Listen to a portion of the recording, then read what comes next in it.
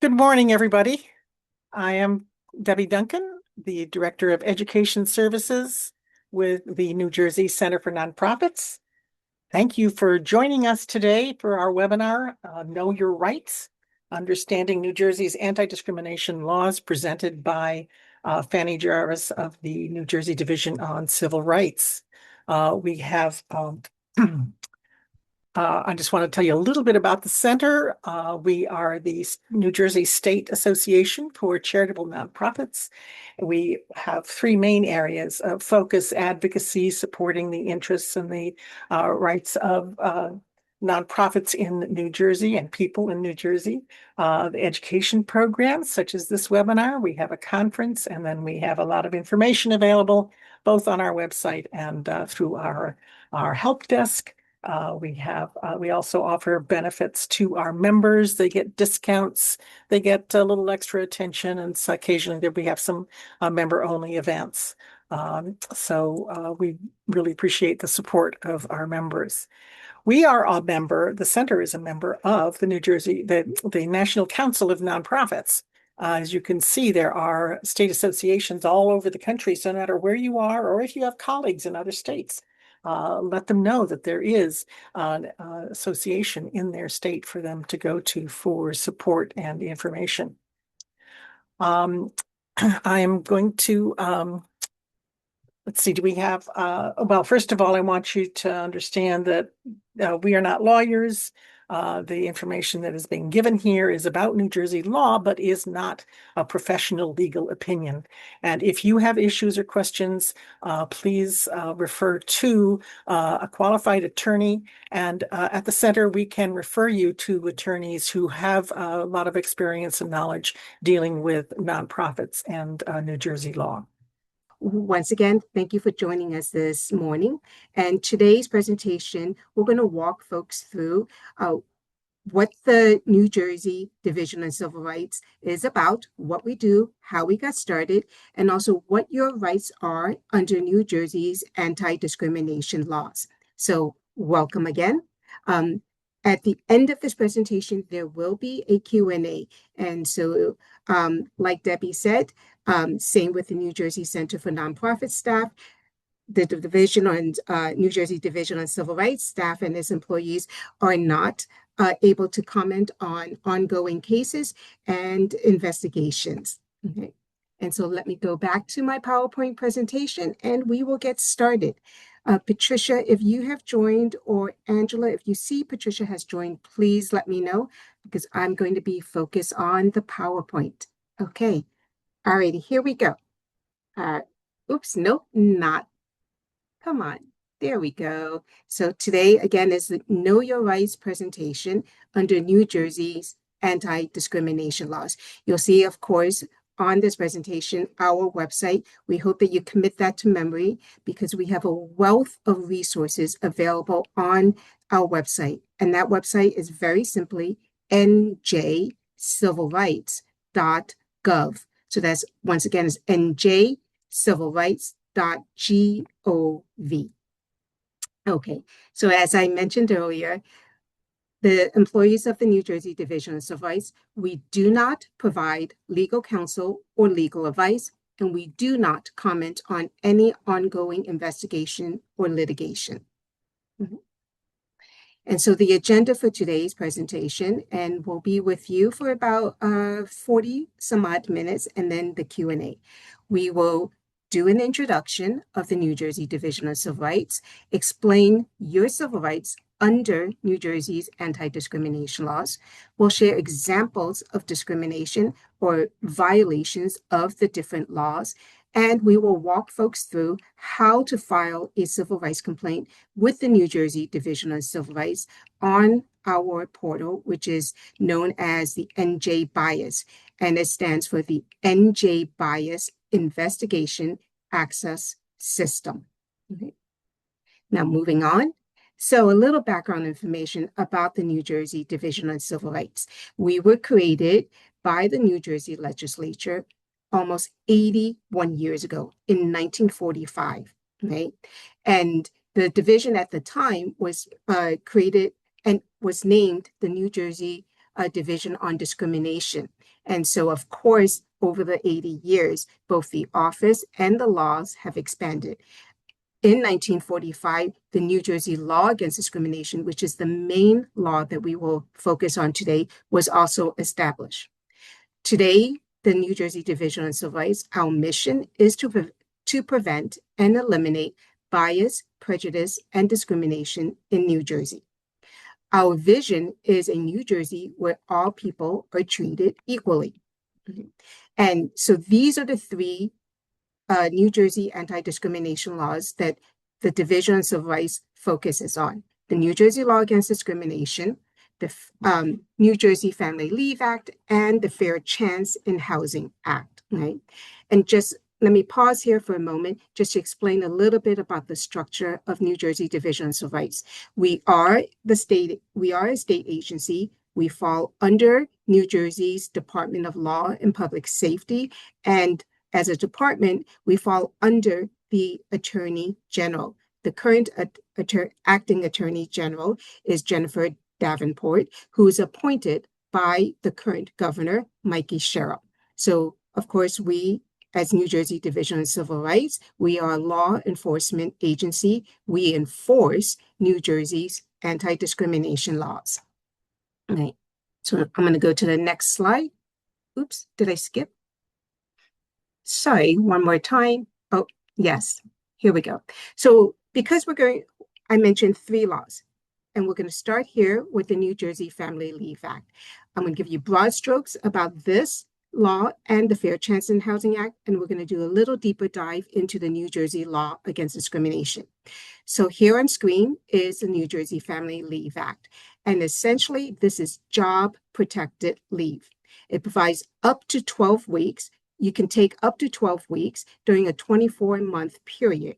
That could be consecutive time or intermittent or reduced schedule. We know that job protection is important. Like staying employed when you need to take leave to care for a child, whether by birth, foster, or adoption, is necessary for many families. Under the New Jersey Family Leave Act, you can do so if you're an eligible employee. You can also take time off to care for a family member who is sick. And in New Jersey, family is widely defined. So a family member could be someone, of course, within your household, someone who is biologically or legally related. It can also be defined as someone that you care for and love. Okay. And so again, family is widely defined. Eligibility for New Jersey Family Leave Act is fully explained on our website, which again is newjerseycivilrights.gov. Part of the protections offered under the New Jersey Family Leave Act is that the employee or you are entitled to return to the very same position that you held before you took your leave. Right? Also critical to this anti-discrimination law is that employers may not retaliate against any employee for taking leave or attempting to take leave or attempting to exercise your rights under the New Jersey Family Leave Act. You'll hear me say throughout this presentation that as part of the New Jersey Division on Civil Rights, the Community Relations Unit does very detailed Know Your Rights presentations, as we are partially doing now, but we also can do deeper dives for specific audiences into the specific laws. So the next law that I'll focus on, let's go back to the screen. Here we go, is the Fair Chance in Housing Act. Right. And so this is one of the newest laws. And this essentially provides housing protections for potential tenants, specifically tenants who have criminal histories or tenants who are returning citizens. And broad strokes about the Fair Chance in Housing Act. The law provides restrictions for housing providers when they are considering applicants' criminal histories during the application process. This law became effective just in 2022, right? Just 4 years ago, and it is the first state law of its kind in the country. The law is very nuanced, and if you're familiar with reentry population, the rights of formerly incarcerated people, you know about what they call look-back periods. The law speaks about look-back periods when it's appropriate for housing providers to consider specific criminal records upon considering potential tenants. And this law applies to rental dwelling units. And we say rental, not home purchases, of course. And when we say the law applies to rental dwelling units, we want to make clear that there is an exception. It is exception to owner-occupied units of fewer than 4 units. Just like just like the New Jersey Family Leave Act, this law, the Fair Chance in Housing Act, is very nuanced, and we can do deeper dives into what the law says and what are your rights under the Fair Chance in Housing Act. Okay. Let me go on to the next slide, which we will start to talk about the Maine law. And this, again, is now 80 years old. In April, it'll be 81 years old, right? And again, this law, the New Jersey law against discrimination, remains one of the country's most comprehensive anti-discrimination laws. And it is a landmark law, and it essentially says that it is unlawful to subject anybody to discrimination or bias-based harassment in these spaces. So that's employment, housing and real estate, and in places of public accommodation. That's a bit of a mouthful, places of public accommodation, but essentially it means that any place that provides a public good or service. So that it includes possibly many of the organizations that are part of the New Jersey Center for Nonprofits, may include many of the organizations here on this call. It certainly includes a state agency that provides public services, includes medical facilities, schools, libraries, restaurants, and so forth. Right? So again, places of public accommodation simply means any place that provides a public good or service. Okay. Let's go to the next slide. And so under the New Jersey law against discrimination, there are about 21 different protected categories. And these protected categories, okay, can be actual or perceived, and it is illegal is a violation of the New Jersey law against discrimination for any housing provider, any employer, or any place that provides a public good or service to discriminate or commit bias or harassment in these spaces against anyone based on one or any of the protected categories. I'm just going to go through the screen in case folks have trouble seeing what's on the screen. So these protected categories include disability, race, color, religion, creed, national origin, nationality or ancestry, gender or sex, gender identity or expression, sexual or affectional orientation, pregnancy or breastfeeding, veterans, and this is a new expanded protected category, veterans and active service members, marital, civil union, or domestic partnership status. And so all the different categories that I just read off, these protected categories are protected under the 3 main spaces that I mentioned. So that, again, is employment, housing, and places of public accommodations. The next few protected categories are only protected in specific spaces. So as you'll see in this yellow highlight, and in some cases, familiar status is a protected category in housing. Lawful source of income, and we'll review that later in this presentation, is also a protected category in housing. Age is a protected category in employment, and genetic information is a protected category in employment. This is a lot to digest, but we'll give examples of discrimination or violations of the law against discrimination based on specific protected categories to further illustrate how your rights are protected under New Jersey's anti-discrimination laws. Okay, so generally, right, under the New Jersey law against discrimination, here are your protections from discrimination within an employment. The LAD, as the New Jersey Law Against Discrimination is known, prohibits discrimination in all terms of employment, right?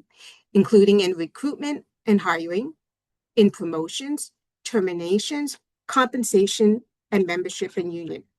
So we're going to give specific examples in a moment, but here's a hypothetical, right? So employers are not allowed to pay, let's say a future employer is not allowed to pay me less simply because I am a woman, simply because I'm middle aged, right? Simply because I am Asian American. So these are some of my protected categories: my age, my gender, and my not national origin necessarily, but my race, right? So we will go over that. And as we move through this presentation and we talk about your civil rights under the New Jersey's anti-discrimination laws, I invite you to think about your own protected categories, your own identities, and those of the clients that you serve, and how they or you may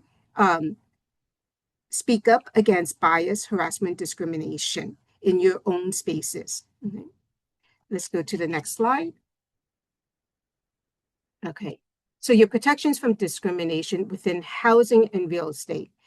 Again, broad strokes, landlords and real estate professionals cannot refuse to lease to you based on your protected category. Let's say your disability. They cannot say, oh, I see you require a wheelchair, okay? And so I'm not going to rent to you, okay? That would be a violation of the New Jersey Law Against Discrimination.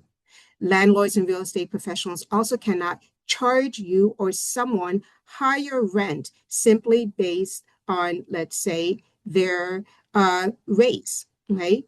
If they can't charge someone of a particular race more than someone of another race, simply based on their protected categories. Landlords and real estate professionals also cannot offer you or anyone different amenities. Okay, they can't take out the trash for a certain person, but not for another person, simply based on one of their identities. Same thing. Landlords and real estate professionals cannot refuse to make required repairs for anyone simply based on their protected categories. Excuse me, my screen is blocked, so I'm going to move it a little bit. Landlords and real estate professionals also cannot deny someone access to financial services. Okay. And I'm going to pause here for a minute, because it's also important to understand when we say real estate professionals, who are we talking about? When we say housing providers, who are we talking about? And who we're talking about in terms of who must obey the law includes property owners, management companies, condo associations, and co-op associations, homeowners associations, of course, real estate agents and brokers, advertisers of sales or rentals, mortgage companies, banks, and other lenders, and of course, government housing authorities. And so that was just a partial, not an exhaustive list. Okay, let me continue to the next slide. So the third space in which the New Jersey Law Against Discrimination is applicable is, as I mentioned, in places of public accommodation. Very simply again, right? A place of public accommodation is any place that offers goods or services or facilities to the public. And that includes schools, colleges, and universities, even summer camps, restaurants, stores, businesses, even hotels and motels, medical providers, okay, hospitals and doctors' offices, and as I mentioned, government offices as well. Okay. All right, let me go to the next slide. Here we go. All right. So across the three different entities, so employers, housing providers, and places of public accommodations, the law states that they must take reasonable steps to stop bias-based harassment, especially bias-based harassment that creates a hostile environment. So what's reasonable steps, right? Every situation could be different. And of course, context matters, right? And that is a refrain that I'm going to keep saying, right? So, but reasonable steps in terms of providing, to stopping harassing stopping harassment, excuse me, stopping discrimination can include some of these steps. Again, this is not an exhaustive list. Reasonable steps to stopping harassment can include monitoring and prevention of the situation by managers, right? By landlords, by entities that are responsible, right? Reasonable steps can include establishing a reporting process or making a reporting process known to employees, to tenants, etc. Reasonable steps can also include clear policies that are made known to folks in that space, whether it's customers in a restaurant, right? Reasonable steps can also include trainings, right? Staff trainings, cultural competency trainings, anti-harassment trainings, etc. Okay, again, not an exhaustive list, but just some of the examples of reasonable steps that employers, housing providers, and places of public accommodations can take to stop harassment and discrimination. Okay, let me go to the next slide. All right, so we talked about different protected categories. And as I mentioned earlier, disability is very widely defined in New Jersey, as many of you may know. And so this is just a partial list of definitions of disabilities, right? And so, as we know, disabilities can be visible or invisible. Disabilities can be temporary or permanent or life-changing, right? Disabilities in New Jersey, as going down this list, could be physical or sensory. It can include an infirmity, a malformation, or disfigurement that is caused by bodily injury, a birth defect, or illness. Disability can include epilepsy and other seizure disorders. Disability can include any degree of paralysis, amputation, or lack of physical coordination. We also know disability includes blindness or visual impairment, deafness or hearing impairment, excuse me, I'm just going to move my screen a little bit, muteness or speech impairment, as well as physical. Disability can also include physical reliance on a service or guide dog or wheelchair or any of the above. Any combination of the above can also include any remedial appliance or device. This is quite a bit, which is wonderful for folks who consider themselves part of the disabled community. Two other areas, disability can also include any mental, psychological, or developmental disability, including autism spectrum disorders. And finally, disability can include AIDS or HIV infection. For a fuller list of categories or disabilities that may be considered as a disability under the New Jersey Law Against Discrimination, we invite you once again to visit the New Jersey Division of Civil Rights website, which is njcivilrights.gov. I'm going to go to the next slide. Okay, as I mentioned earlier, disabilities can be permanent, temporary, or minor. To be considered a disability, the New Jersey Law Against Discrimination does not require a condition to significantly limit one or more major life activities. That is key to understand. The law does not require the condition to significantly limit one or more major life activities. It is against the law for any employer, housing provider, or place of public accommodation to discriminate or harass someone based on their actual or perceived disability.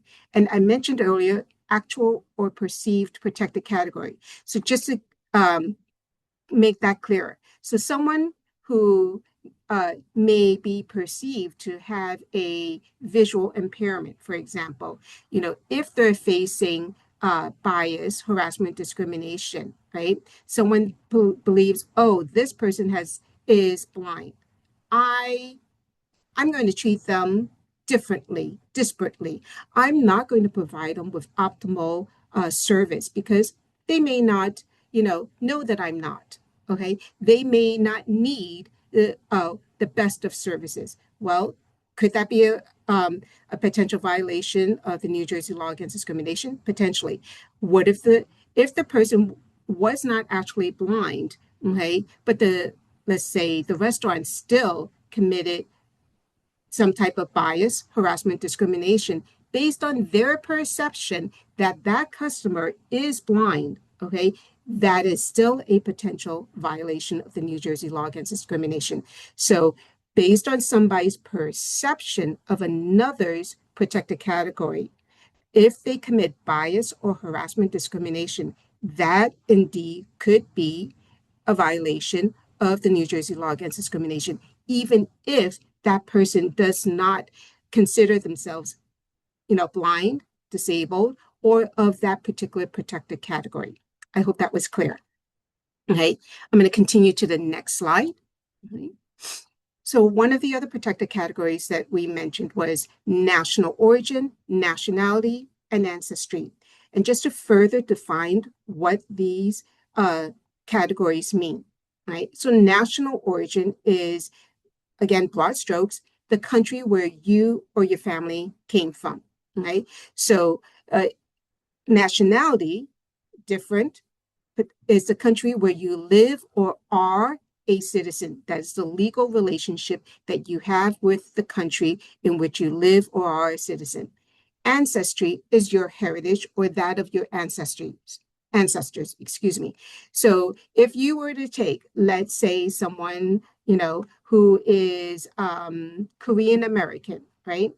And so they're someone who's Korean American, someone who was born and raised in United States along with their parents and along with their grandparents, right? So their national origin is not Korea, because where were they born? Where were their parents born? Where were their grandparents born?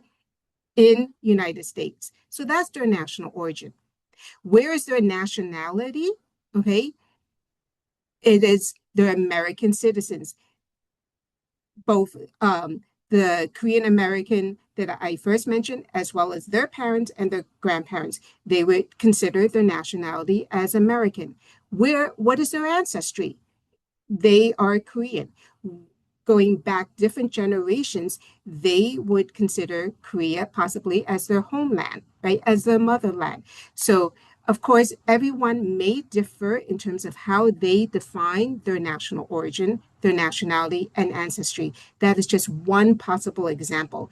And ultimately, right, we have to respect and understand individuals' choice in how they explain their own identities and how they claim their own identities. And we, nor anyone, should be committing bias, harassment, or discrimination against someone based on any of their protected categories. And what is key to note with the New Jersey Division on Civil Rights, under the New Jersey law against discrimination, nationality is very closely intertwined with citizenship. So under the New Jersey law against discrimination, whether you have citizenship or you do not, okay, your rights, okay, are still your civil rights in New Jersey under New Jersey's anti-discrimination laws are still very much protected. Okay. And as you can see at the top of this slide, we do say the New Jersey law against discrimination protects all people, including non-US citizens, refugees, and migrants from discrimination or bias-based harassment. Mm-hmm. I'm going to go to the next slide. I briefly mentioned earlier source of lawful income. Okay, so what does that mean? Okay, source of lawful income can include any number of legal sources of income. That can include housing subsidies from the state, housing subsidies from the federal government. It can include Medicaid. Okay, it can include alimony. It can include any source of income that you have that is legally obtained that allows you to pay for your rent. Okay, what we have seen here in New Jersey Division of Civil Rights is that there are many tenants who face discrimination in finding housing because they have a housing subsidy, and that housing providers are saying, oh, no, we can't accommodate you as a tenant because you have a housing subsidy. That is against the New Jersey law against discrimination, right? So to be clear, and to go on the slide, it is unlawful for housing providers to say or advertise that they do not accept vouchers, including Section 8 housing vouchers, right? It is unlawful for housing providers to refuse to fill out Section 8 paperwork, okay? They may, or to claim that it is too much trouble, okay, to do so, right? It is unlawful for housing providers to refuse to participate in the inspection process that comes along with housing a tenant who is paying the rent with a housing subsidy or a Section 8 housing subsidy. It is unlawful for housing providers to require that prospective tenants have full-time income, as long as you can legally pay your rent through legal means. Okay, the law does not state that you have to have a full-time income to be a tenant, right? It is also unlawful for housing providers to terminate a lease simply because someone starts paying with rental assistance. Life happens, right? Circumstances can change. One day we might have a job, next day we may not, right? And if we need housing assistance, right? And we start to receive the housing assistance, we should not be evicted or we should not be treated differently simply because we start paying our rent with a housing subsidy or any other type of uh, source of lawful income. Okay, I hope that was clear. I'm going to go to the next slide. Okay. All right. So here we're going to shift a little bit and we're going to talk about specific examples of potential examples rather of LAD again, which is the New Jersey law against discrimination, examples of LAD violation. So here's an example of national origin discrimination in an employment. So if you see a job posting that states that preference will be given to candidates who are native English speakers, okay? Of course, that is a bias towards how people speak. That is potentially language discrimination, which falls under national origin discrimination. If there is no reasonable, legitimate reason why a business would require native English speakers, then but they only decide to interview folks who are native English speakers and they have this job posting that states, right, that they have this preference, that is a violation of the New Jersey law against discrimination. Okay, here's another example. I'm going to go to the next slide. Okay, so in housing and real estate, okay, with the protected category of familial status, right? This is actually a case that was brought to the New Jersey Division on Civil Rights. A complainant, someone who filed a case with the New Jersey Division on Civil Rights, alleged that a duplex owner denied him, and this was a Black man, denied him his rental application and sought to bar him from renting simply because, one, he's a Black man and he had children. So this is both racial discrimination and familial status discrimination. Right? If you go again to New Jersey Division on Civil Rights website, njcivilrights.gov, you can find original press releases that announce different results or highlights from different cases that New Jersey Division of Civil Rights worked on and where we helped individuals combat the discrimination or remedy the discrimination that they have faced in housing, employment, and places of public accommodation. So let's go to the next example. Okay, so earlier we talked about source of lawful income discrimination. So again, that applies to housing and real estate. And this was the case in 2024. The Division on Civil Rights received complaints alleging that landlords refused to rent to the complainants or the applicants who intended to pay part of their rent through the Section 8 Housing Choice Voucher Program. Okay, and this just brief, as you know, short, known in shorthand as Section 8. So as I mentioned earlier, this is a violation of the New Jersey law against discrimination. Housing providers cannot refuse to rent to somebody simply because they intend to or will be paying with a housing subsidy, including a Section 8 housing voucher. Okay, I'm going to go to the next slide. Okay, disability, okay, is a protected category, as we mentioned. And here's an example of disability discrimination in places of public accommodation.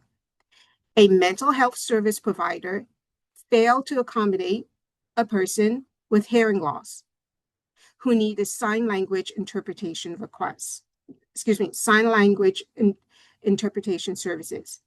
Someone who requires a sign language interpreter may request that they be provided with an interpreter so that they can use the services provided by the hospital, the medical facility, etc. Right? And the hospital, the medical facility has the obligation to engage in a conversation, engage in a dialogue with the person who's making that request. And this is part of the reasonable accommodations that is part of the New Jersey law against discrimination. So, and part of the reasonable accommodations is a dialogue. So it would be right for the medical provider to say, oh, this is a request that's come to me. How can I accommodate this person? Is this going to be an undue burden on my operations? Undue burden on operations. That is part of the legal language under the New Jersey law against discrimination. And so if the medical provider or the place of public accommodation cannot prove that accommodating the person's request, okay, accommodating in this case, the request for a sign language interpreter, if they cannot prove that that is indeed an undue burden on their operations, then they could be potentially violating the individual's civil rights. Okay, let me go to the next slide. Okay, gender identity, of course, is a protected category. And here's an example of gender identity discrimination in a place of public accommodation. Just in 2023, a New Jersey restaurant, and you can read about this both in the news and on the New Jersey Division on Civil Rights website. Again, in 2023, a New Jersey restaurant refused to provide service to a customer who identified as non-binary. The staff believed the individual did not adhere to the gender binary dress code. I want to say enough said, right? You can absolutely go on to our website to learn more about this particular case and how the New Jersey Division on Civil Rights, held the restaurant accountable for violating the customer's civil rights. Okay. All right. So we are moving on from specific examples of violations of the New Jersey law against discrimination, and we're going to dive a little bit deeper into what bias-based harassment means, okay?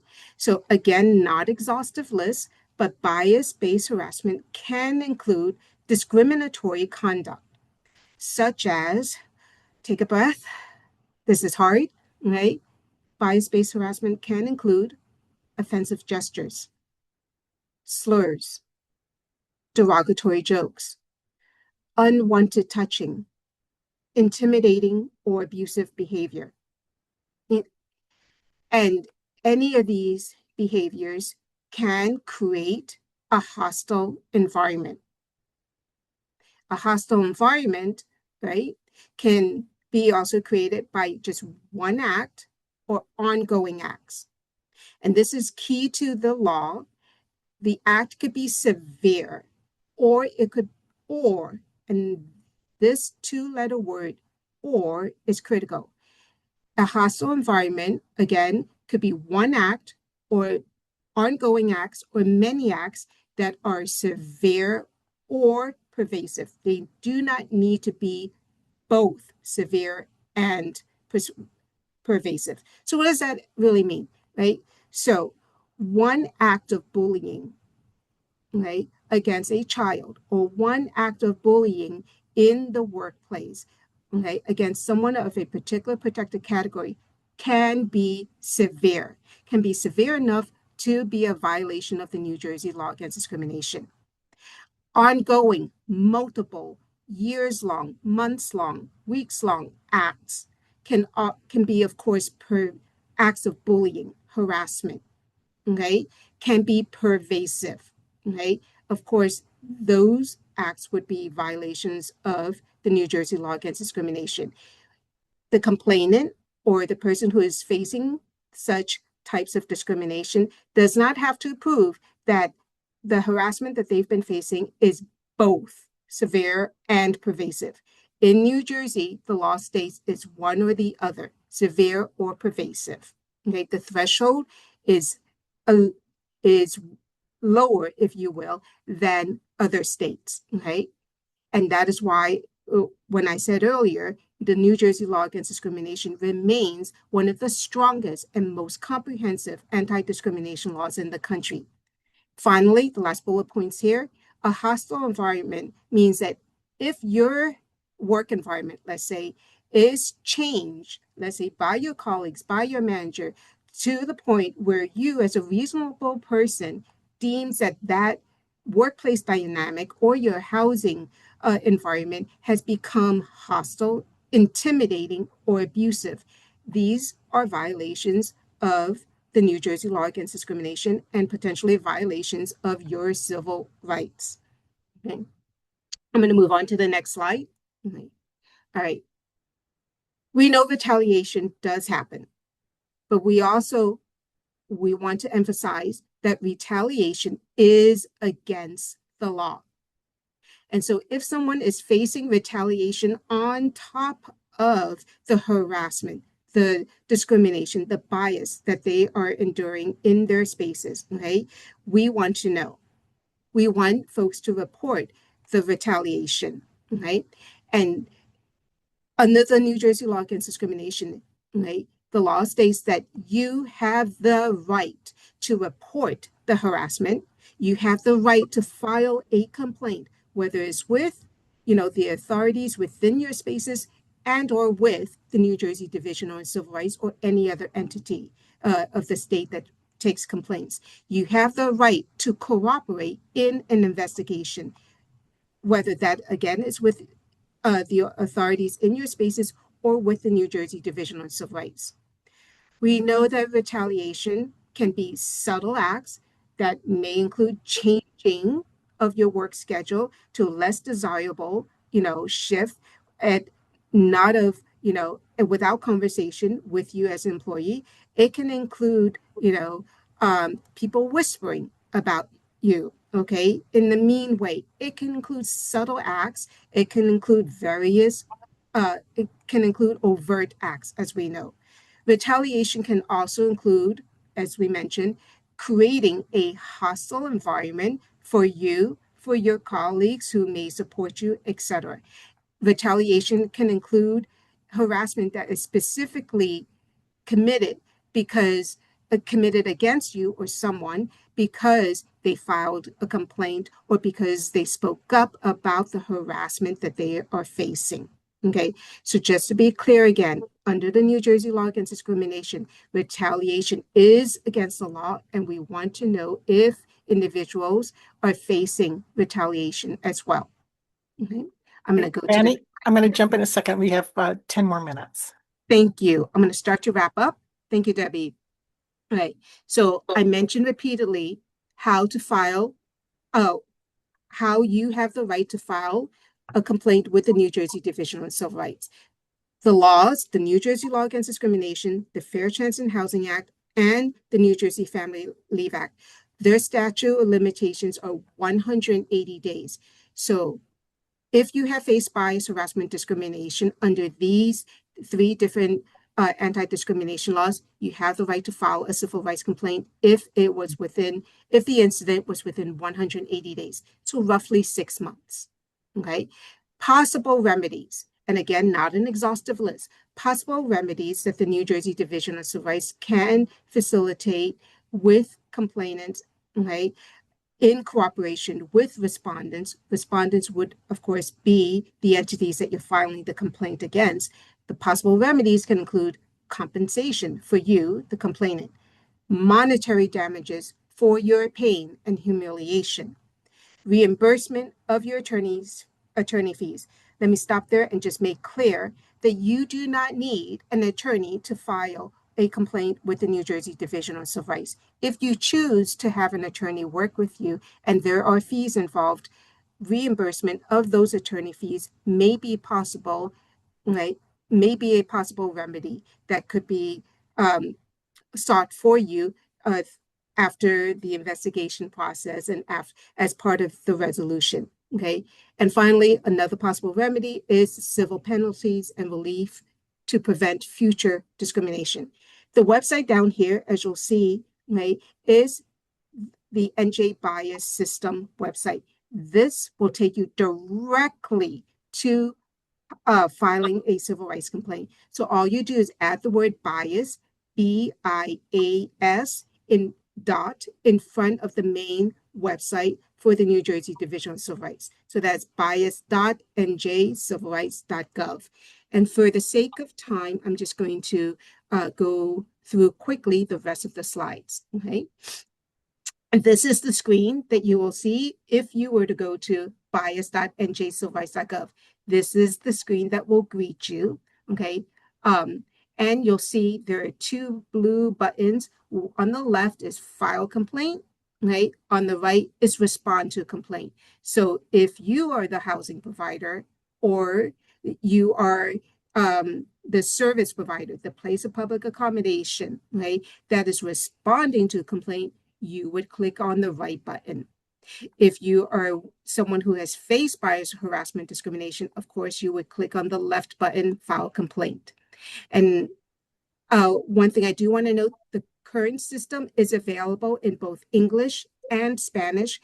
There are intake forms in 7 different languages. And if someone requires assistance in their own home language, be it Arabic, Mandarin, Haitian Creole, or any other language, if you require help in your preferred language, in your home language, okay, you simply have to contact the New Jersey Division of Civil Rights to request an interpreter free of charge, and we can provide one so that we can assist you in filing a civil rights complaint.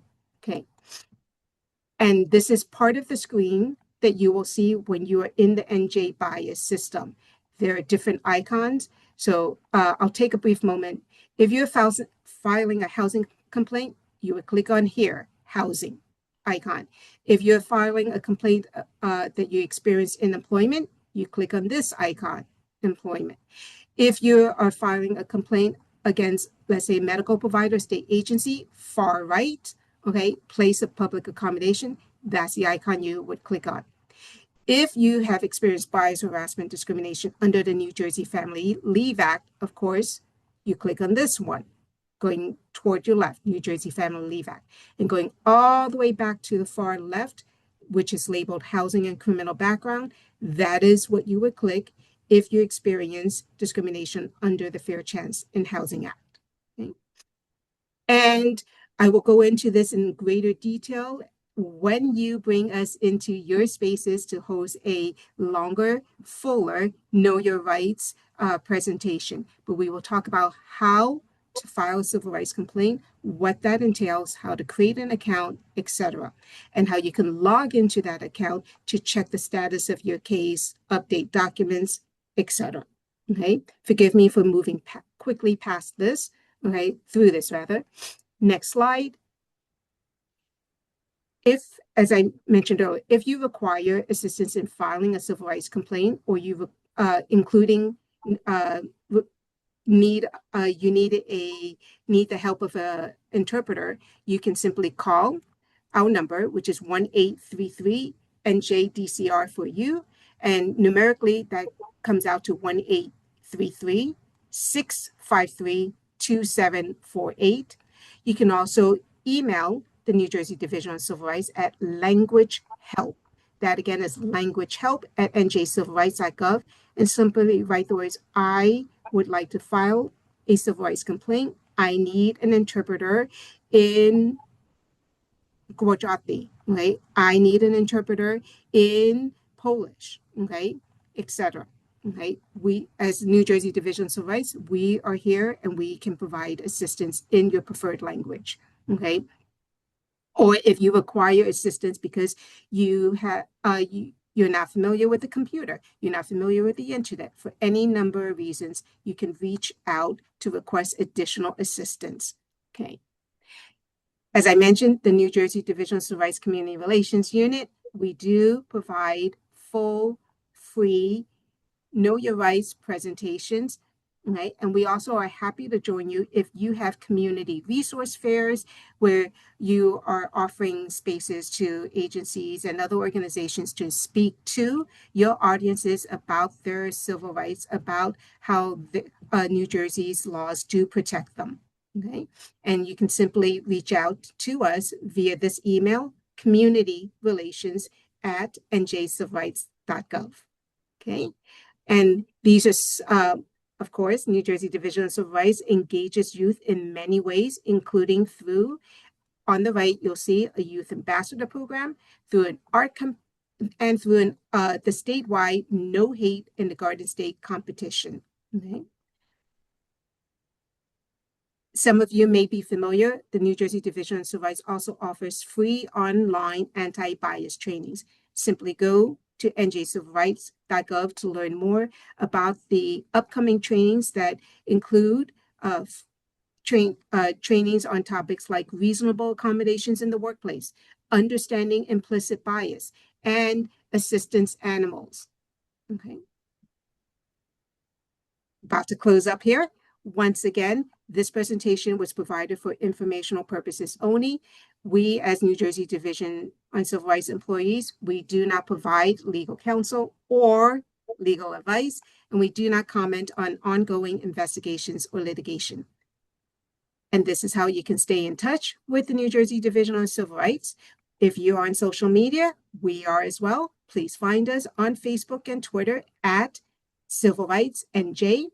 Our emails, community relations, and/or language help with the same suffix at njcivilrights.gov.